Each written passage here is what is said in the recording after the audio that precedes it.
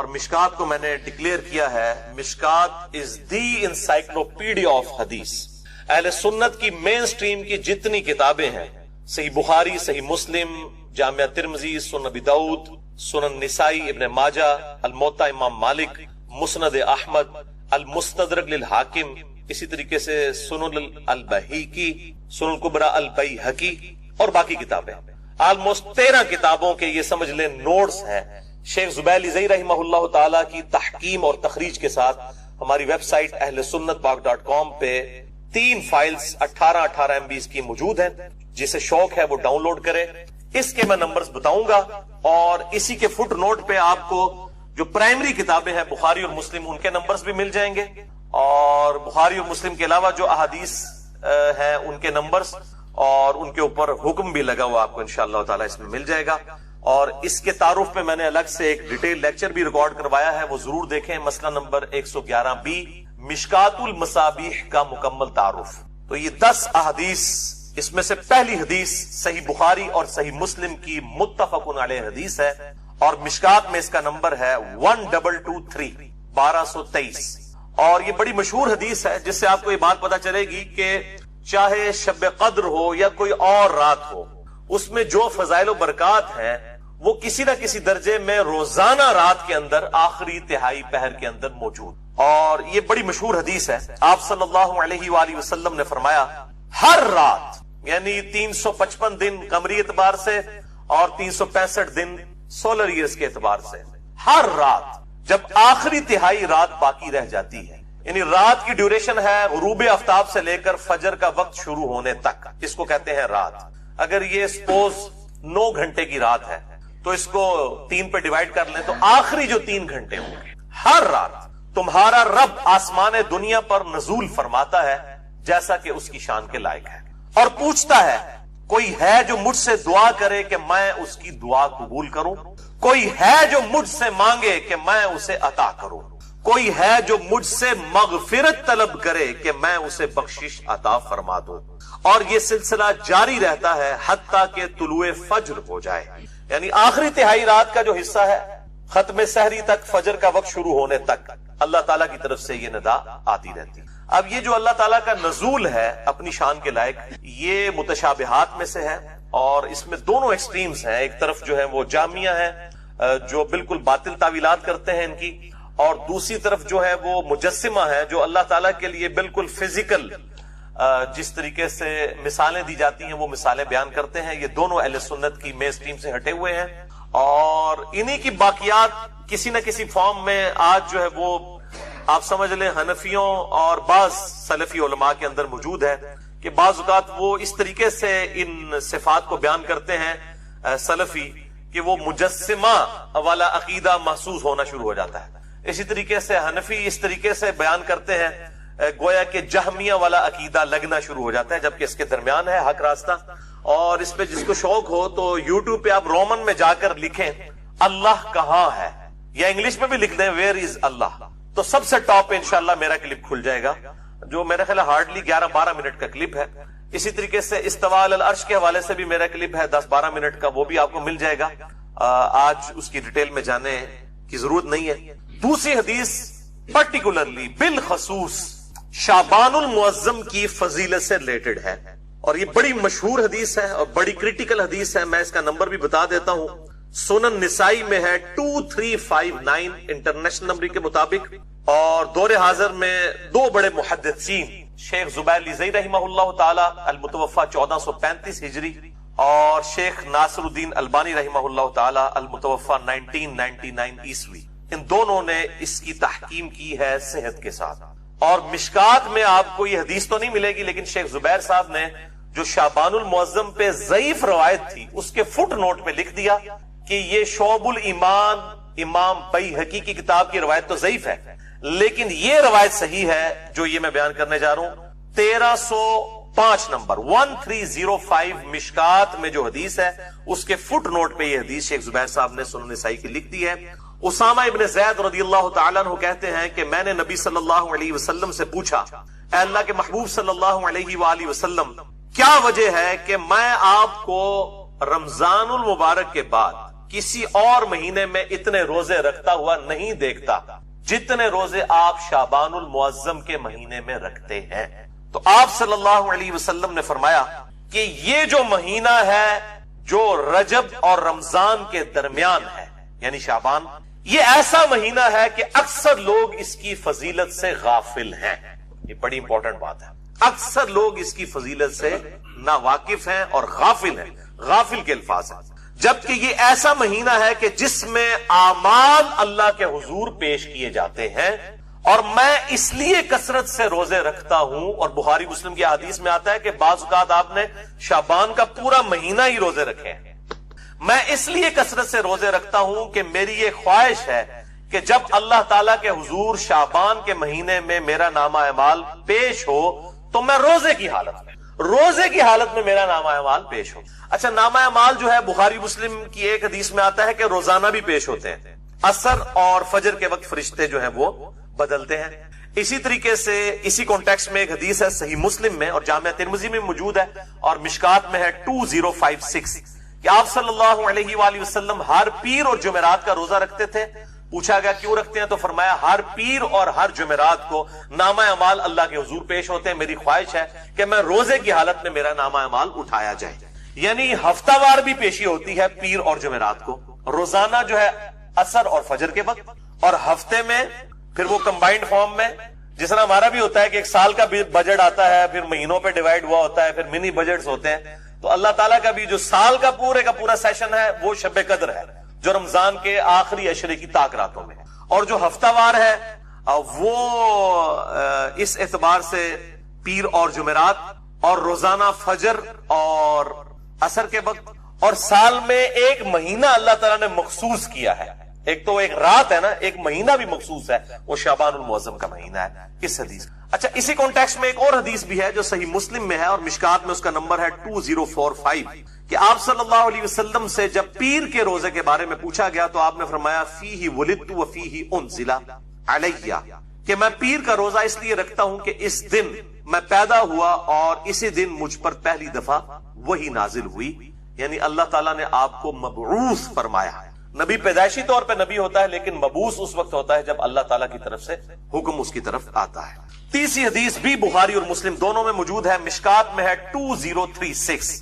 اما عائشہ رضی اللہ تعالیٰ عنہ کہتی ہیں کہ میں نے رمضان مبارک کے علاوہ آپ صلی اللہ علیہ وآلہ وسلم کو کسی بھی اور مہینے میں اتنے روزے رکھتے ہوئے نہیں دیکھا جتنا کہ شعبان کے مہینے میں روزے کثرت کے ساتھ رکھتے ہوئے دیکھا ہے۔ چوتھی حدیث صحیح مسلم سے، مشکات میں ہے 2036، اس میں اما عائشہ کے الفاظ ہیں کہ آپ صلی اللہ علیہ وسلم شعبان کا پورا مہینہ ہی روزہ رکھا کرتے تھے۔ اب یہ دونوں طرف تطبیق آپٹیمل سولوشن یہ ہوگا کہ اکثر آپ کا عمل یہ تھا کہ آپ صلی اللہ علیہ وسلم پورا مہینہ ہی روزہ رکھا کرتے تھے شعبان کا، بسا اوقات بیچ میں سے چھوڑ بھی دیتے تھے، اور یہ دونوں یعنی آپ صلی اللہ علیہ وسلم سے اعمال ثابت ہیں۔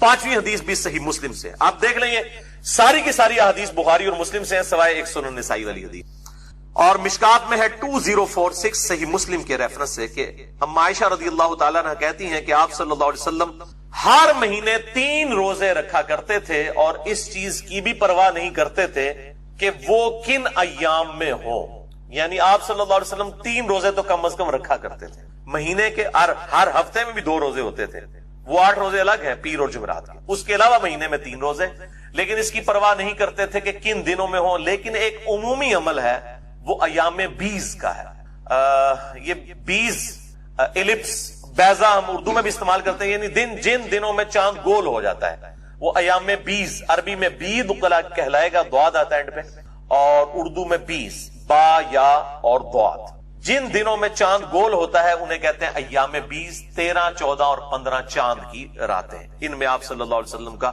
عمومی عمل تھا۔ ویسے اگر یہ نہ بھی رکھیں تو باقی دنوں میں ضرور 3 روزے مہینے کے پورا کیا کرتے تھے، اور اس حوالے سے وہ چھٹی حدیث ہے صحیح بخاری اور صحیح مسلم دونوں میں موجود، مشکات میں ہے 2054 کہ آپ صلی اللہ علیہ وسلم نے فرمایا کہ ہر ماہ میں 3 روزے رکھ لینے والا گویا اس طرح ہے کہ وہ ہمیشہ ہی روزہ رکھتا ہے، یعنی ہمیشہ اگر کوئی شخص روزہ رکھے تو اگر مہینے میں 3 روزے رکھ لے تو اللہ تعالیٰ اس کو گویا اس طرح کا ثواب عطا فرمائے گا کہ وہ ہمیشہ روزہ رکھنے والے کے مترادف ہے۔ اور اسی حدیث میں الفاظ موجود ہیں کہ آپ صلی اللہ علیہ وسلم نے روزانہ روزہ رکھنے سے منع فرمایا، اور فرمایا اگر کسی نے بہت روزے رکھنے ہیں تو داؤدی روزے رکھے، یعنی ایک دن روزہ رکھے اور ایک دن چھوڑ دے۔ یہ ایز اے لاسٹ ریزارٹ، یعنی مہینے میں آپ یہ ایک روزہ چھوڑ کے ایک روزہ یہ رکھ سکتے ہیں، اس کی اجازت مرحمت فرما دی۔ اچھا، یہ جو سیم فضیلت ہے، جو مہینے میں 3 روزے رکھے اسے پورے سال کے روزوں کا ثواب ملے گا۔ اب مہینے میں 3 رکھیں تو سال کے کتنے بنے؟ 12 دیا 36۔ ایک آسان عمل بھی ہے، وہ صحیح مسلم میں ہے اور مشکات میں 2047 کہ آپ صلی اللہ علیہ وآلہ وسلم نے فرمایا جو شخص رمضان کے بعد 6 روزے رکھ لے شوال کے، اب اس میں کوئی شرط نہیں ہے کہ وہ فوراً بعد شروع کرنے ہیں، بعض نے کہا جی ایک فوراً رکھ لو باقی پاویں پورے مہینے کے رکھ لو، کوئی تفریق نہیں ہے، پورے مہینے میں جس وقت چاہیں یہ 6 کی گنتی پوری کر سکتے ہیں، چاہے فوراً بات کر لیں چاہے بعد میں شروع کریں، جس وقت مرضی یہ 6 روزے رکھ لے۔ صحیح مسلم مشکات میں 2047۔ تو گویا اس طرح ہے کہ وہ پورا سال ہمیشہ ہی روزہ رکھنے والے کے مترادف ہے۔ تو یہ اللہ تعالیٰ کی طرف سے آسانی ہے کہ آپ 36 روزے رکھ کے بھی اور 6 روزے رکھ کے بھی، جیسے صحیح مسلم میں حدیث ہے کہ سیدہ جویریہ رضی اللہ تعالی عنہا آپ صلی اللہ علیہ وسلم فجر کے بعد کہیں گئے تو دیکھا مصلی پہ بیٹھی ہوئی ہیں، کافی دیر بعد آپ واپس آئے، سورج کافی بلند تھا، وہ اس وقت تک مصلی پہ بیٹھی عبادت کر رہی تھی، تو آپ نے فرمایا کہ تم صبح سے بیٹھی ابھی تک عبادت کر رہی ہو؟ انہوں نے کہا ہاں جی۔ تو آپ صلی اللہ علیہ وسلم فرمایا کہ میں نے 4 کلمات 3 دفعہ کہے ہیں اور مجھے اس سے زیادہ ثواب مل گیا، سبحان اللہ وبحمدہ عدد خلقہ ورضا نفسہ وزنۃ عرشہ ومداد کلماتہ۔ یہ 4 کلمات سبحان اللہ وبحمدہ کے ساتھ 3 دفعہ کہہ لیے اور کہا تم سے زیادہ ثواب مجھے مل گیا۔ وہی اللہ کی رحمت ہے۔ اسی طریقے سے شوال کے 6 روزے سے بھی پورے سال کے روزوں کا ثواب مل جائے گا، مہینے کے 3 روزے رکھنے سے بھی پورے سال کے روزے۔ تو آپ چوپڑیاں نالے 2 کرو، جس کو زیادہ شوق ہے وہ 3 روزے بھی رکھے، شوال کے 6 روزے بھی رکھے۔ باقی میرا اپنا پرسنل جو ہے ایکسپیرینس اور تجربہ یہ کہتا ہے کہ اگر رمضان کے فوراً ساتھ ہی 6 رکھ لیے جائیں تو وہ آسان ہوتے ہیں رکھنے، کیونکہ ایک روٹین بنی ہوئی ہوتی ہے۔ جب آپ روٹین توڑتے ہیں پھر ذرا مشکل ہو جاتا ہے، جائز تو ہے اور اس میں کوئی قدغن بھی نہیں ہے، لیکن اس وقت فوراً ساتھ رکھ لینا آسانی ہوتا ہے۔ 7ویں حدیث بھی بخاری اور مسلم دونوں میں ہے، مشکات میں 1262۔ سیدنا ابو ہریرہ کہتے ہیں رضی اللہ تعالیٰ عنہ کہ نبی صلی اللہ علیہ وسلم نے مجھے 3 کاموں کی نصیحت کی۔ نمبر 1 مہینے میں 3 روزے رکھنا، وہی ایام 20 والے۔ نمبر 2 روزانہ اشراق یا چاشت یا دوحہ یا اوابین، یہ چاروں ایک ہی نماز کے نام ہے۔ میرا مسئلہ نمبر آپ 30 دیکھ لیں، میں نے اس میں بتایا چاشت کی کم از کم 2 رکعتیں پڑھ لینا، اور تیسرا سونے سے پہلے وتر پڑھ لینا۔ ویسے تو افضل ہے آخری پہر میں، لیکن جو شخص مطلب اہتمام نہ کر سکتا ہو تو سونے سے پہلے ضرور پڑھ لے۔ آپ صلی اللہ علیہ وسلم سے ہر طرح ثابت ہے، سونے سے پہلے بھی اور رات کو اٹھ کے بھی۔ اور نماز وتر پہ میں نے ڈیٹیل 2 گھنٹے کا لیکچر دے دیا ہے، مسئلہ نمبر 130، مسئلہ نمبر 130، نماز وتر سے متعلق صحیح فقہی احکام و مسائل۔ 8ویں حدیث سنن نسائی سے ہے، مشکات میں اس کا نمبر ہے 2071۔ ابن عباس رضی اللہ تعالیٰ عنہ کہتے ہیں کہ آپ صلی اللہ علیہ وآلہ وسلم چاہے سفر ہو چاہے مقیم حالت میں حضر میں ہو، آپ صلی اللہ علیہ وسلم ایام 20 کے روزے کبھی نہیں چھوڑتے تھے، سفر میں بھی رکھتے تھے، 13، 14 اور 15۔ 9ویں حدیث سیدنا ابو ذر غفاری رضی اللہ تعالیٰ عنہ کے حوالے سے ہے، جامعہ ترمذی میں اور سنن نسائی کے اندر، مشکات میں اس کا نمبر ہے 2057۔ ابو ذر غفاری رضی اللہ تعالیٰ عنہ کہتے ہیں کہ آپ صلی اللہ علیہ وآلہ وسلم نے فرمایا کہ اے ابو ذر، جب تم مہینے میں 3 روزے رکھو تو 13، 14 اور 15 کو رکھا کرو چاند کی، یعنی ایام 20 جن میں چاند گول ہوتا ہے، 13، 14، 15۔ لیکن مسلم کی حدیث ہم پہلے سن چکے ہیں، یہ ضروری نہیں ہے، یہ بہتر ہے 13، 14، 15، ادروائز آپ پورے مہینے میں کسی بھی وقت 3 روزے رکھ سکتے ہیں، یہ افضلیت والا معاملہ ہے۔ اب آگے میرے بھائیوں وہ ٹروتھ ریویلنگ 10ویں حدیث شعبان المعظم کے روزے کے حوالے سے، اور پرٹیکولرلی 15 شعبان المعظم کا جو روزہ ہے اس کے حوالے سے۔ اس کو شب برات کے ساتھ کوئی مکس نہ کرے، وہ 15ویں رات ہے، یہ 15واں دن ہے، وہ الگ چیز ہے، یہ الگ چیز ہے، کیونکہ جن لوگوں نے جنہوں کہتے ہیں روند مارنا ہوتا ہے نا، وہ کو گل کچھ دی کچھ بنا چھڑ دینا، تو میں پہلے کلیئر کر لوں، یہ شب برات کی بات نہیں ہو رہی، یہ 15 شعبان کے دن کے روزے کی بات ہو رہی ہے۔ صحیح بخاری اور صحیح مسلم دونوں میں یہ حدیث موجود ہے۔ بخاری میں اس کا نمبر ہے 1983، اور مسلم میں 2751 اور مشکات میں اس کا نمبر ہے 2038. اور اس حدیث سے جو میں رزلٹ نکال رہا ہوں یہ میرا تفرد نہیں ہے، اہل سنت ہی میں سے ایک اہل حدیث میں سے نکلا ہوا آف شوٹ ہے جماعت المسلمین والے، ان کا بھی یہی موقف ہے. وہ بھی 15 شعبان کے روزے کو نہ صرف سنت بلکہ واجب سمجھتے ہیں. وہ دوسری ایکسٹریم پہ ہیں، میں ان کا بھی رد کر دوں گا. بہرحال وہ 15 شعبان کے روزے کو بخاری اور مسلم کی اس حدیث کے تحت سنت سمجھتے ہیں. سیدنا عمران بن حسین رضی اللہ تعالیٰ عنہ کہتے ہیں کہ نبی صلی اللہ علیہ وآلہ وسلم نے مجھ سے یا کسی اور شخص سے یہ بات پوچھی. اب وہ تابعی کو یاد نہیں کہ انہی سے پوچھی تھی یا کسی اور صحابی سے. کیا پوچھا؟ اصمت من سرر شعبان، کیا تم نے شعبان، سرر شعبان، یہ سرر عربی میں دو معنوں میں استعمال ہوتا ہے. ایک تو یہ اردو میں بھی ہم سرے کے طور پہ بھی استعمال کرتے ہیں نا، شعبان کے سرے کا روزہ رکھا ہے، یا وہ سرا ہوگا پہلا عشرہ یا ہوگا تیسرا عشرہ. اور ایک جو سرر کا معنی ہے وہ درمیان اور بیچ بھی آتا ہے، کھوکھلی چیز، سینٹر کے لیے بھی یہ سرر کا لفظ استعمال ہوتا ہے. اور یہ اپروپریٹ ٹرانسلیشن ہے کیونکہ اس کو سپورٹیو ایک اور حدیث ہے جو میں انشاءاللہ آن کیمرہ بھی دکھا دوں گا انشاءاللہ. تو تم نے سرر شعبان یعنی شعبان کے بیچ کا روزہ رکھا ہے؟ تو انہوں نے عرض کیا نہیں یا رسول اللہ صلی اللہ علیہ وآلہ وسلم. تو آپ نے فرمایا پھر جب تم رمضان کے روزے مکمل کر لو تو شوال کے اندر 2 روزے رکھ لینا. یعنی یہ ایک روزہ چھوٹا ہے، اب اس کے بدلے 2 روزے رکھ دینا. یہ ترغیب دلانے کے لیے کوئی واجب نہیں، ترغیب دلانے کے لیے، یعنی وہ اس کے ایکویلنٹ 2 روزے ہو جائیں. بعض لوگ اس طرف گئے کہ یہ جو بیچ والا شعبان ہے اس سے مراد ایام 20 کے 3 روزے ہیں. بھائی اگر 3 چھوڑے ہوتے تو اس کے بدلے 6 رکھوائے جاتے یا کم از کم 3 کو کم کر کے تو آپ نے 2 نہیں کروانے تھے. لاجیکلی 3 کو 3 تو رکھنا چاہیے تھا. تو اس سے مراد ایک ہی روزہ ہے 15 شعبان کا سینٹر کا، اور اس کے ایکویلنٹ پھر کہا گیا اگر وہ رہ جائے تو شوال میں 2 روزے رکھنا. یہ حدیث بخاری اور مسلم دونوں میں ہے. صحیح مسلم میں ایک اس کا طریق ہے جس نے بالکل یہ ایمبیگوٹی جو ابہام ہے وہ دور کر دیا. انٹرنیشنل نمبر کے مطابق 2745 ہے. یہ مشکات میں موجود نہیں ہے، مسلم میں ہے. اور اس میں سرر شعبان کی جگہ لفظ ہے سرتی ھذا الشہر. سرہ کہتے ہیں عربی میں ناف کو. ناف تقریباً جسم کے سینٹر میں ہوتی ہے، یہ آپ سمجھ لیں سینٹر آف گریوٹی ہے انسان کا. ناف، نیول ہم انگلش میں کہہ دیتے سے. تو یہ سرہ وہ آتا ہے نا تحت السرہ اور فوق السرہ، ناف کے اوپر ناف کے نیچے علی سرہ. تو اس میں سرتی ھذا الشہر ہے. صحیح مسلم 2745. یہ حدیث میرے بھائیوں میں نے گھر میں نہیں بنائی، یہ میں سب سے زیادہ چونکہ مسئلہ اہل حدیث کو ہوگا میں اہل حدیث کا ترجمہ ہی دکھانے لگا ہوں. صحیح مسلم شریف مکتبہ اسلامیہ کی چھپی ہوئی، علامہ وحید الزمان صاحب کا ترجمہ ہے، انٹرنیشنل نمبر کے مطابق یہ چھپی ہوئی ہے صحیح مسلم. اس میں میں آپ کو حدیث دکھا دیتا ہوں، اور اس کے اوپر امام نووی نے جو ہیڈنگز باندھی ہوئی ہیں، چونکہ مسلم کے باب امام نووی نے باندھے ہیں، المتوفا 676 ہجری، امام مسلم نے باب نہیں باندھے تھے.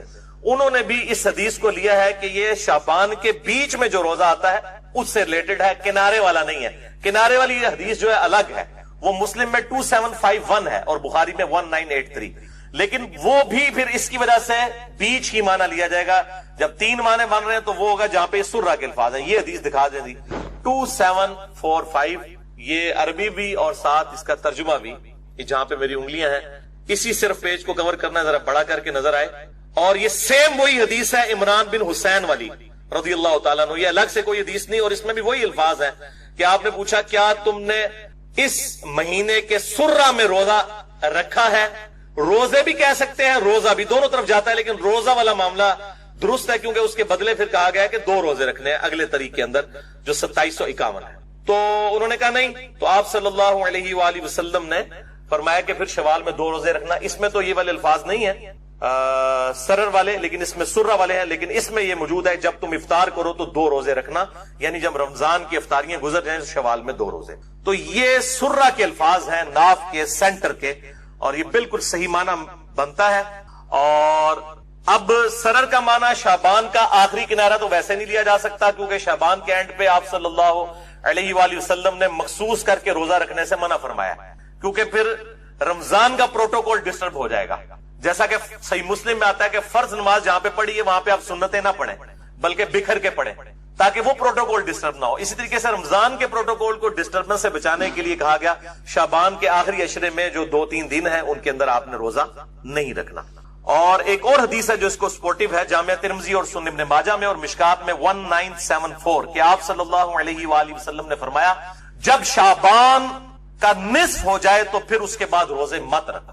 اس سے بھی یہ بات پتہ چل گئی کہ وہ سرر شعبان سے مراد صرف نصف ہی لیا جا سکتا ہے, آخری عشرہ نہیں لیا جا سکتا. البتہ ایک ایکسیپشن ہے جو صحیح بخاری اور صحیح مسلم میں ہے, مشکات میں 1973, وہ پچھلی تھی مشکات میں 1974, یہ 1973 کہ آپ صلی اللہ علیہ وآلہ وسلم نے فرمایا تم میں جو رمضان پائے وہ رمضان سے پہلے 1 یا 2 دن جو ہے ان میں شعبان کا روزہ نہ رکھے, ہاں مگر یہ کہ جو شروع سے رکھتا چلا آ رہا ہو, یعنی جو پورا شعبان روزے رکھ رہا ہے اس کو اجازت ہے کہ وہ شعبان کے آخری دنوں میں بھی روزے رکھ سکتا ہے, لیکن کوئی مخصوص کر کے آخری 2 دنوں کے روزے نہیں رکھے گا. اس حوالے سے یہ بات بالکل کلیئر ہو گئی. تو اب اس میں فائنل کنکلوژن یہ ہوا کہ ایام 20 کے کانٹیکسٹ میں 3 روزے شعبان کے اندر تو سنت ہے, 13, 14 اور 15, اور اس میں بھی جو پرٹیکولرلی 15 شعبان کا روزہ ہے جو سرہ ہے, سینٹر ہے اس کا, جو صحیح مسلم میں ہم نے حدیث پڑھ لی 2745, اس کے تحت وہ روزہ رکھا جائے گا. اور جماعت المسلمین والوں کی وجہ سے مجھے یہ چیز پہلی دفعہ ایکسپلور ہوئی, پھر میں نے خود بھی تحقیق کی, اور پھر جو حدیثیں ان کے علم میں بھی نہیں تھی وہ بھی میں نے ڈھونڈ لی. یہ سرہ کے الفاظ والی حدیث ان کے علم میں نہیں تھی, وہ سرر والی صرف لے کے آتے تھے. ہم نے اس میں ویلیو ایڈیشن کی ہے, سرہ والی حدیث بھی ڈھونڈ دی ہے الحمدللہ. تو لیکن وہ کہتے ہیں یہ واجب ہے, واجب نہیں ہے. واجب تو 10 محرم کا روزہ نہیں ہے جو فرض تھا. بخاری اور مسلم میں حدیث ہے کہ 10 محرم کا روزہ رمضان کی فرضیت سے پہلے ہر مسلمان پہ فرض تھا. جب رمضان کے روزے فرض ہوئے تو آپ صلی اللہ علیہ وآلہ وسلم نے حکم عام دیا کہ اب جس کی مرضی 10 محرم کا روزہ رکھے, جس کی مرضی نہ رکھے, اور وہ بھی پھر بعد میں کہا گیا 9 اور 10 2 ملا کے رکھنے ہیں, وہ الگ سے ایک ٹاپک ہے. تو جب 10 محرم کا روزہ جو رمضان سے پہلے فرض تھا اس کی فرضیت ختم ہو گئی رمضان کی وجہ سے, تو یہ 15 شعبان کا روزہ کیسے واجب یا فرض ہو سکتا ہے؟ پر سنت ہے, اور اس کی ترغیب دلائیں. اس کے اوپر مٹی ڈالی ہوئی تھی لوگوں نے, اور وہ فوراً فکر پڑ جاتی تھی نہیں جی وہ 15 شعبان کے روزے کی بات کریں گے تو لوگ شب برات منانا شروع کر دیں گے. یہ تو اسی طریقے سے صحیح مسلم میں حدیث ہے قبروں پہ جاؤ تاکہ آخرت کی یاد آئے. تو کوئی کہنے جی یہ مسلم کی یہ حدیث نہ بیان کریں, لوگ قبروں پہ جائیں گے تو قبروں سے مانگنا شروع کر دیں گے. یہ وہی چیز ہے کہ ناک میں مکھی بیٹھے تو ناک ہی کاٹ دو, بھائی مکھی کو اڑائیں آپ. تو یہ جو علماء کے فرقہ وارانہ تعصب پر مبنی رویے ہیں, اب آج تو زیر عتاب اہل حدیث علماء میں, اس کے علاوہ بھی جو بریلوی دیوبندی ان کے اندر اس سے زیادہ خرابیاں پائی جاتی ہیں, اہل تشیع کے اندر اس سے زیادہ خرابیاں پائی جاتی ہیں. میں سب کو مطلب پرٹیکولر کر رہا ہوں. ظاہر ہے کہ بعض اوقات کسی ایک کا دن ہوتا ہے, آج چونکہ ان کا دن آیا ہوا ہے, اور اس کے بعد اب بریلیوں والا معاملہ شروع ہو جائے گا. شب برات کے حوالے سے کوئی روایت بھی صحیح سند سے ثابت نہیں, البتہ ایک تابعی کا قول ہے, میں وہ بیان کر دوں گا انشاءاللہ تعالی. تو یہ جو روزہ ہے اب 1438 ہجری جو یہ سال اب ہے ہجری اعتبار سے, اس میں جو شعبان المعظم 1438 ہجری کا جو 15 شعبان کا روزہ ہے وہ آ رہا ہے 12 مئی 2017 کو. آج 6 مئی 2017 ہے, 12 مئی 2017 جمعے کے دن. اور بخاری و مسلم میں حدیث موجود ہے, ابو داؤد میں ذرا وضاحت کے ساتھ ہے, آپ صلی اللہ علیہ وسلم نے اکیلے جو ہے وہ جمعے کا روزہ اور اکیلا ہفتے کا روزہ رکھنے سے منع فرمایا. لیکن اسی مسلم کی حدیث میں الفاظ ہیں جو میں آگے چل کے وہ حدیث بیان بھی کر دوں گا کہ اگر یہ جو جمعے کا روزہ ہے یہ بیچ میں آ جائے یا کوئی خاص ایک مخصوص ٹائم کے اوپر آ جائے پھر وہ ایکسیپشن ہے. یعنی اگر 10 محرم آ جاتی ہے جمعے والے دن, یا اسی طریقے سے یوم عرفہ کا روزہ آ جاتا ہے جمعے والے دن, تو پھر اب یہ نہیں دیکھا جائے گا کہ جمعے کا روزہ منع ہے تو یوم عرفہ کا بھی روزہ نہیں رکھیں گے, نہیں, یا ہفتے والے دن آ جائے تو روزہ رکھا جائے گا. البتہ بالکل مخصوص کر کے, جس طرح یہودیوں نے ہفتے کا دن کر لیا اور عیسائیوں نے اتوار کا دن, اس طریقے سے مخصوص کرنے کو آپ صلی اللہ علیہ وآلہ وسلم نے منع فرمایا ہے. اور یہ حدیث صحیح مسلم میں ہے 2684 اور مشکات میں ہے 2052 کہ آپ صلی اللہ علیہ وآلہ وسلم نے فرمایا تم میں سے کوئی شخص شب جمعہ کو قیام کے لیے اور جمعے کے دن کو روزے کے لیے مخصوص نہ کر لے سوائے اس کے کہ تمہارے روزوں کے درمیان وہ آ جائے. اگر وہ کوئی ایسا معاملہ ہے جو علیحدہ سے فضیلت موجود ہے, یا آپ کنزیکٹو روزے رکھ رہے ہیں یا الگ سے فضیلت ہے, اس کی پھر ایکسیپشن ہے. اور بیسیکلی یہود و نصارہ کی مخالفت کے لیے بات کی گئی, لیکن افسوس امت صرف جمعے کی نماز ہی پڑھتی ہے اکثر. حالانکہ آپ صلی اللہ علیہ وسلم نے کہا کہ اس طرح کے سے تم نہ بن جانا یہودیوں کی طرح عیسائیوں کی طرح, نعوذ باللہ من ذالک. تو 15 شعبان 1438 ہجری بمطابق 12 مئی 2017 اسلام آباد میں ختم سحری جو ہے وہ 3:30 ہے، اور آپ جہلم کا نکالنا ہے تو آپ 3 منٹ مائنس کر لیں، اور اسلام آباد میں افطار جو ہے وہ پورے 7 بجے ہے۔ یہ دارالاسلام کا جو کیلنڈر ہے، جو پرو مسلم سافٹ ویئر سے بھی آپ میچ کر لیں تو آپ کو یہی ٹائم ملے گا۔ 12 مئی 2017 کو 15 شعبان المعظم کا جو روزہ ہے رکھنا ہے انشاءاللہ تعالی، اور اس کی ترغیب بھی دلائیں، اور 13، 14، 15 3 رکھ لیں تو زیادہ بہتر ہے۔ بل 15 کا جو روزہ ہے وہ 12 مئی 2017 کو اسلام آباد میں 3:30 تو یہاں ہوگا 3:27 ختم سحری، اور افطار جو ہے وہ 7 بجے، اور یہاں پہ آپ 6:57 بن جائے گا جہلم میں۔ تو میں پھر کلیئر کر دوں کہ یہ 15 شعبان کے روزے کی بات کر رہا ہوں، شب برات کے روزے کی بات نہیں میں کر رہا۔ یہ دو الگ چیزیں ہیں، ان کو بالکل مکس نہ کریں۔ باقی پھر بھی کسی نے روند مارنا ہے تو اس کا تو کوئی علاج نہیں ہے، ہم صرف بات کھول کر بیان کر سکتے ہیں۔ اس کے بعد اگر کوئی بیچ میں سے ایسی چیزیں نکالنا شروع کر دے تو اس کا پھر کوئی علاج نہیں ہے، وہ پھر پبلک خود فیصلہ کر لیتی ہے کہ یہ کون سی بات صحیح ہو رہی ہے اور کون سی غلط۔ اب میرے بھائیوں 5 ضعیف الاسناد احادیث شب برات کے حوالے سے، اور ایک صحیح سند کے ساتھ جو قول ہے ایک تابعی کا، میں وہ بیان کروں گا، لیکن اس کی ڈیٹیل میں جانے سے پہلے آپ ایک دفعہ درود پڑھ لیجیے۔ اللہم صلی علی محمد وعلی آل محمد کما صلیت علی ابراہیم وعلی آل ابراہیم انک حمید مجید۔ اللہم بارک علی محمد وعلی آل محمد کما بارکت علی ابراہیم وعلی آل ابراہیم انک حمید مجید۔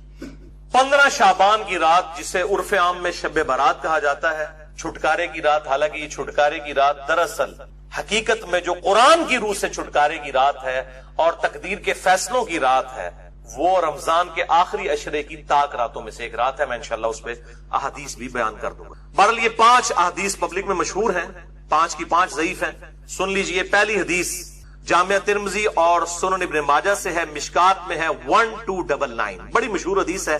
اما عائشہ رضی اللہ تعالیٰ عنہ کہتی ہیں آپ صلی اللہ علیہ وآلہ وسلم کو میں نے ایک رات بستر پہ نہیں پایا تو میں آپ کو ڈھونڈتے ہوئے نکلی، تو آپ صلی اللہ علیہ وآلہ وسلم بقیع غرقد تشریف لے گئے تھے، بقیع قبرستان میں، اور آپ صلی اللہ علیہ وآلہ وسلم نے وہاں پر یعنی دعا فرمائی، اور اما عائشہ کہتی ہیں کہ میں آپ صلی اللہ علیہ وآلہ وسلم سے پہلے ہی واپس آ گئی، تو آپ صلی اللہ علیہ وسلم نے مجھ سے مخاطب ہو کر فرمایا کہ کیا تم نے یہ گمان کیا تھا کہ اللہ اور اس کا رسول تم سے خیانت کریں گے؟ یعنی سانس پھولا ہوا تھا تو آپ کو پتا چل گیا کہ یہ میرے پیچھے آئی تھی، یعنی مراد یہ کہ تم یہ سمجھی کہ میں کسی اور زوجہ کے پاس چلی گئی، اور وہی اما عائشہ نے کہا کہ ہاں میں یہی سمجھی تھی۔ تو آپ نے فرمایا یہ بے شک نصف شعبان کی رات ہے، یعنی 15ویں رات ہے شعبان کی، 14 اور 15 کی درمیانی رات۔ اس رات اللہ تعالیٰ آسمان دنیا پر نزول فرماتا ہے جیسا کہ اس کی شان کے لائق ہے، اور بنی کلب کی بکریوں کے بالوں سے بھی زیادہ لوگوں کی مغفرت کر دیتا ہے، لیکن یہ روایت ہے ضعیف۔ ڈاکٹر طاہر القادری صاحب یہ روایت پڑھتے پڑھتے ٹھٹک گئے، کیونکہ اس کے آگے لکھا تھا امام ترمذی نے کہ روایتی جعلی ہے، لیکن یہ علماء اتنے بے شرم ہیں اور بالکل خیال نہیں کرتے ہیں کہ آدھی حدیثیں پڑھتے ہیں، اور چلے کوئی جاہل ہو تو ہم اس کو بینیفٹ آف ڈاؤٹ دے سکتے ہیں، لیکن اگر کوئی عالم اس طرح کی کام کرے گا تو اس کو تو پھر ہم نہیں چھوڑیں گے۔ یہ بے شرمی کی انتہا ہے اور علمی خیانت کی انتہا ہے۔ پھٹک گئے۔ آگے کے الفاظ ہیں، امام ترمذی کہتے ہیں کہ یہ روایت منقطع ہے، سب سے شدید جرح ہے کہ راویوں کی ملاقات ہی نہیں ہے آپس میں، اور وہ کہتے ہیں اس میں جو تبع تابعی ہے یحییٰ بن کثیر، اس کی ملاقات تابعی عروہ سے ثابت نہیں جو سیدہ عائشہ کے بھانجے تھے، اور جو تبع تابعی ہے حجاج، اس کی ملاقات یحییٰ بن کثیر سے سما ثابت نہیں ہے۔ اور پھر ساتھ امام ترمذی نے لکھا کہ میں نے اپنے استاد امام بخاری رحمہ اللہ تعالی، جنہوں نے صحیح بخاری لکھی ہے، ان سے جب اس حدیث کے بارے میں پوچھا تو انہوں نے بھی کہا یہ حدیث صحیح نہیں ہے، یہ حدیث ضعیف ہے، اور یہ سارے حکم انہوں نے بتائے۔ البتہ ایک حدیث ہے صحیح مسلم میں 2256، جس میں رات کا تو ذکر نہیں کہ یہ کون سی تھی، بہرحال یہ الفاظ موجود ہیں صحیح مسلم 2256 کہ آپ صلی اللہ علیہ وسلم ایک دفعہ رات کو اٹھ کے قبرستان بقیع غرقد چلے گئے، 3 دفعہ یوں ہاتھ اٹھا کر آپ نے دعا کی، بڑی لمبی دعا کی، اما عائشہ بھی پیچھے پہنچی، اور پھر بعد میں پہلے ہی وہ آگے اپنے بسترے پہ سانس بھولا ہوا تھا، آپ نے فرمایا کہ تو میرے پیچھے آئی تھی، تو نے کیا سمجھا اللہ اور اس کا رسول خیانت کریں گے، سیم وہی الفاظ ہے۔ پھر آپ نے فرمایا کہ جب تم سوئی ہوئی تھی، لیٹی ہوئی تھی، میں نے گمان کیا کہ تم سو گئی ہو، میرے پاس جبرائیل آئے تھے، انہوں نے مجھے اللہ کا پیغام دیا کہ جا کر بقیع غرقد میں جو دفن ہیں مسلمان ان کے لیے دعائے مغفرت کریں، تو میں ان کی دعائیں مغفرت کے لیے بقیہ غرقد قبرستان میں آیا اور 3 دفعہ ہاتھ اٹھا کے دعا کی. اس سے یہ بھی بات پتہ چلی کہ بعض جو سلفی علماء کا یہ موقف ہے کہ قبر کے سامنے ہاتھ اٹھا کے دعا نہیں کر سکتے، وہ بالکل باطل ہے. قبر کے سامنے ہاتھ اٹھا کے دعا کر سکتے ہیں، اور اس میں یہ نہیں ہے کہ وہ قبر والے سے مانگ رہے ہیں، وہ آپ اللہ ہی سے مانگ رہے ہیں. نبی صلی اللہ علیہ وسلم نے بقیہ غرقد قبرستان میں 3 دفعہ ہاتھ اٹھا کے دعا کی. صحیح مسلم 2256. بلکہ المستدرک للحاکم میں موجود ہے کہ تمہارا رب حیا فرماتا ہے اس شخص سے جو ہاتھ اٹھا کے دعا کرے کہ اسے محروم لٹائے. ہاتھ اٹھا کے دعا کرنا یہ افضل عمل ہے، اور آپ ہر دعا کے لیے، ایون نماز کے بعد بھی آپ اجتماعی دعا کی بات نہیں کر رہا، الگ سے جو آپ دعا ہاتھ اٹھا کے کریں تو زیادہ بہتر ہے. نہ بھی اٹھائیں تب بھی ٹھیک ہے. ہم ٹوائلٹ میں جاتے ہیں تو ہاتھ اٹھا کے دعا کرنے تو نہیں جاتے، کر کے جاتے ہیں. یا بسم اللہ جو ہم پڑھتے ہیں کھانے سے پہلے ہاتھ اٹھا کے تو نہیں. دونوں طریقے سے بہتر ہے کہ آپ ہاتھ اٹھا کے کریں، اس سے بغیر بھی بالکل ثابت ہے. دیکھ لیں میں ساتھ کتنے چھوٹے چھوٹے مسائل بتا دیتا ہوں. اور یہی جو مسلم کی حدیث ہے 2256، اسی میں وہ دعا ہے السلام علیکم اہل الدیار من المؤمنین والمسلمین وانا انشاء اللہ بکم للاحقون نسأل اللہ لنا ولکم العافیہ.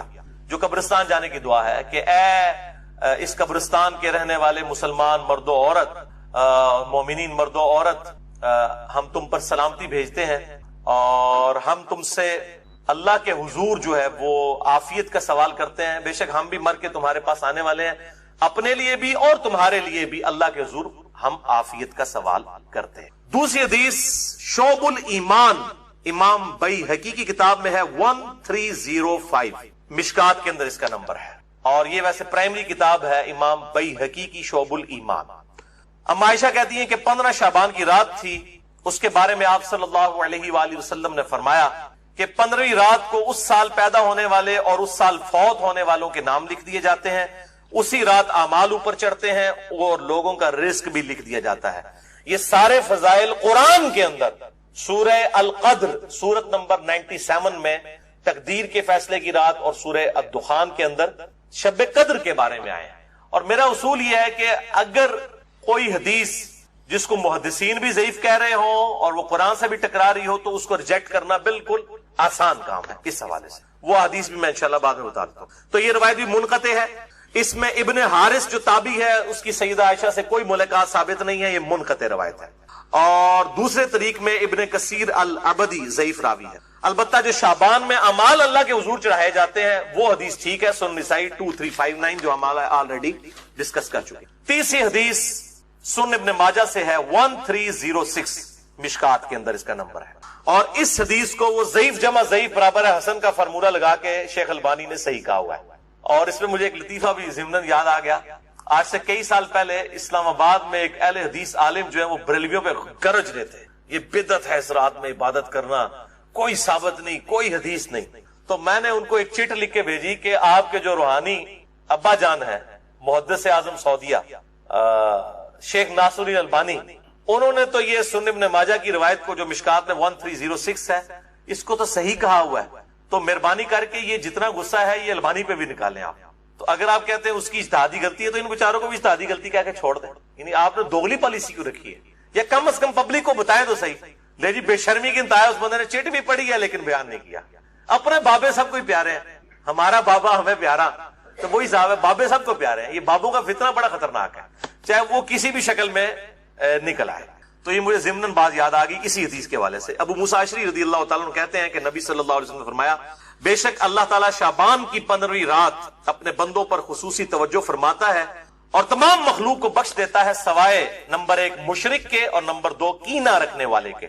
یہ انتہائی سخت ضعیف روایت ہے اور اس میں کئی حکم ہے. نمبر 1 زبیر بن مسلم اور عبد الرحمن مجہول راوی ہیں، ان نون راوی ہیں جن کا کوئی یعنی لاپتہ راوی ہیں جن کا کوئی تعارف نہیں ہے. دوسرا ابن لہیہ اور ولید بن مسلم، یہ دونوں مدلس ہیں اور عام سے روایت کر رہے ہیں اور سما کی تصریح کوئی نہیں ہے. اور شیخ زبیر صاحب نے مشکات 1306 کے فٹ نوٹ پہ لکھا کہ اس کی جو سند ہے یہ ظلمات میں ڈوبی ہوئی ہے، یعنی کسی صورت ہی حسن درجے تک نہیں پہنچتی ہے. یہ تو ضعیف میں بھی سخت ترین ضعیف روایت ہے. اور اس میں پھر اب وہ 11,000 وولٹ والی روایت یہاں پہ بیان کر دوں جو کہتے ہیں ہم صحیح اور ضعیف کا فرق نہیں کرتے، اور میری مجبوری ہے اس کے بغیر یہ دماغ میں ڈرل نہیں ہوتا یہ روایت میں بیان نہ کروں.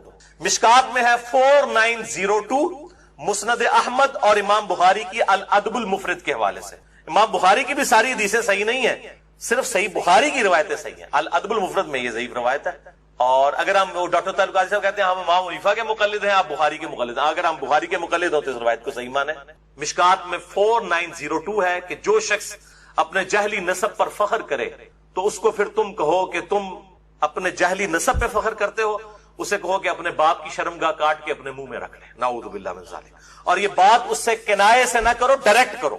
اتنی بےہودہ بات آپ صلی اللہ علیہ وسلم کبھی کہہ سکتے ہیں؟ وَإِنَّكَ لَعَلَىٰ خُلُقٍ عَظِيمٍ، اخلاق کے بلند ترین درجے پہ فائز. اور بخاری اور مسلم کی حدیث کہ آپ صلی اللہ علیہ وآلہ وسلم میں کماری لڑکیوں سے زیادہ شرم و حیا تھی، وہ اس قسم کی بات کر سکتے تھے؟ اس میں بھی یہی حکم ہے. اس میں حسن بصری مدلس ہے اور ان سے روایت کر رہے ہیں، اور صحیح مسلم کے مقدمے میں موجود ہے کہ مدلس کی ان والی روایت سما کی تصریح کے بغیر ضعیف ہوگی. مسئلہ نمبر 36 میرا سن لیں، ضعیف الاسناد اور من گھڑت احادیث کے فتنے کا تحقیقی جائزہ، جسے شوق ہو تو یہ میں نے الزامی جواب پھکی کے طور پہ یہ اینٹی وانم دیا تھا، یہ والی روایت. چوتھی حدیث مسند احمد سے ہے، مشکات میں ہے 1307، عبداللہ ابن عمر بن عاص، سیم الفاظ ہیں وہی کہ 15ویں رات کو سب کی مغفرت ہو جاتی ہے، لیکن اس میں الفاظ ہیں سوائے خودکشی کرنے والے کے اور کینہ رکھنے والے کے. لیکن اس میں ابن لہیہ جو ہے وہ مدلس، اس میں تو نہیں ہے، ویسے وہ مدلس راوی ہیں، لیکن اس میں ان کی روایت اختلاط کے بعد کی ہے، یعنی جب ان کا حافظہ بگڑ گیا تھا. یہ امام حاکم نے المستدرک الحاکم میں کئی روایتوں کو بخاری مسلم کی شرط پہ صحیح کہا ہے، اور بات بھی صحیح ہے کہ بخاری اور مسلم کے راویوں سے وہ حدیثیں ہیں، لیکن ان میں کئی راوی ایسے ہیں، کئی صحابہ بھی ایسے ہیں کہ وفات سے پہلے وہ اپنی حدیثوں کو مکس کر جاتے تھے، حافظہ کمزور پڑ گیا. تو اگر راوی ثقہ ہو، بعد میں اس کا حافظہ بگڑ جائے، تو اس کے حافظہ بگڑنے سے پہلی والی روایتیں جو ہوں گی وہ صحیح ہوں گی، بعد والی ضعیف ہوں گی. یہ بعد والی ہے کیوں؟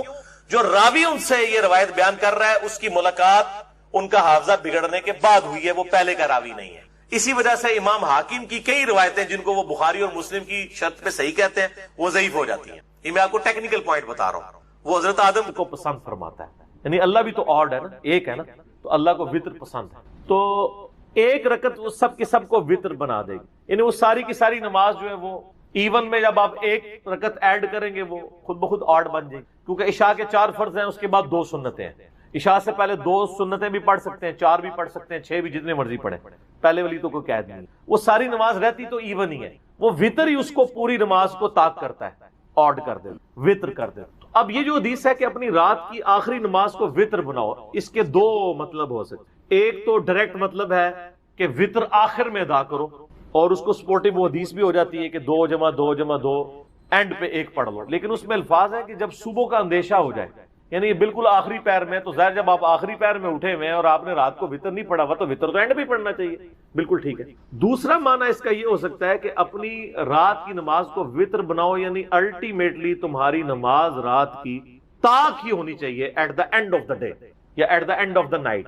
یہ جو دوسرے والا مطلب ہے نا، یہی صحیح مطلب. پہلے والے مطلب کو احادیث سپورٹ نہیں کرتے. اگرچہ الموطا امام مالک میں عبداللہ بن عمر رضی اللہ تعالیٰ عنہما کے بارے میں آتا ہے کہ اگر وہ رات کو عشاء کی نماز کے ساتھ وطر پڑھ لیتے تھے نا، اور پھر وہ رات کو اٹھتے تو وہ ایک دفعہ اور وطر پڑھتے تاکہ رات کو کی نماز کو ایون کر دیں. اس کے بعد پھر وہ دوبارہ سے نوافل پڑھنا شروع کر دیتے جتنے بھی توفیق ہو، اور اینڈ پہ جا کے دوبارہ سے وطر پڑھ لیتے. یعنی وہ رات میں 3 وطر پڑھتے، ایک رات کو پڑھ کے سوئے ہوئے ہوتے، دوسرا اٹھ کے پڑھ کے اس کو ایون کرنے کے لیے، اور تیسرا وہ پڑھتے تھے اینڈ پہ تاکہ میں رات کی آخری نماز کو وطر بناؤں. عبداللہ بن عمر یہی فارم لیا کرتے تھے کہ اپنی رات کی نماز کو وطر بناؤ سے مطلب یہ ہے کہ وطر اینڈ پہ پڑھنے سے. یہ انہوں نے فارم لیا ہوا تھا، اور یہ فارم ان کا احادیث سے سپورٹیو نہیں تھا، ان کا ذاتی فارم تھا. کیونکہ مسند ابن الجعد، آپ کو پتا نا ابن الجعد ایک محدث ہے، احمد بن حنبل کے استاد ہیں، ان کی بھی ایک مسند ہے. اس میں یہی جب روایت آتی ہے نا الموطا امام مالک والی، تو اس میں عبداللہ بن عمر خود کلیئر فرماتے ہیں کہ یہ جو میں اجتہاد کرتا ہوں نا کہ میں رات کو 3 دفعہ وطر پڑھ لیتا ہوں، پہلے وطر پڑھے پھر اس کو ایون کیا، وطر پڑھ کے پھر اینڈ میں وطر، یہ میری ذاتی رائے ہے. میں نے نبی علیہ السلام یا خلفائے راشدین کو ایسا کرتے ہوئے نہیں دیکھا. تو جب کسی کی ذاتی رائے ہے نا تو وہ پھر خطا بھی کھا سکتا. اگرچہ وہ جو حدیثیں ہیں کہ نماز آخری وطر بناؤ، اس کے راوی عبداللہ بن عمر ہیں، اوورآل رول یہی ہے کہ جو راوی حدیث ہے وہ اپنی حدیث کے فہم کو جانتا ہے. لیکن یہاں راوی حدیث خود کہہ رہا ہے کہ یہ فہم میں جو بنا رہا ہوں نا نبی علیہ السلام سے نہیں میں نے سیکھا، میرا ذاتی ہے. تو سر غلطی ہو جاتی ہے، اور اس مسئلے میں ان کو ہوگی غلطی. اس کی وجہ یہ ہے کہ ابو داؤد کے اندر اور جامعہ ترمذی کے اندر ایک حدیث موجود ہے کہ نبی صلی اللہ علیہ وآلہ وسلم نے فرمایا ایک رات میں 2 دفعہ وطر ادا نہیں کیے جا سکتے. تو عبداللہ بن عمر تو 3 بار پڑھتے تھے، ہو سکتا ہے ان کے ان میں یہ حدیث نہ ہو. وطر ایک ہی دفعہ رات کو پڑھنا ہے، اور یہ حدیث پوری آپ کو ڈیٹیل سے ملے گی ابو داؤد کے. امام ترمذی تو اتنی حدیث لے کے ہیں، اور ساتھ امام ترمذی نے پھر کمنٹس کیے ہیں. سر کمال، امام ترمذی حدیث لے کے پھر بتایا کہ علماء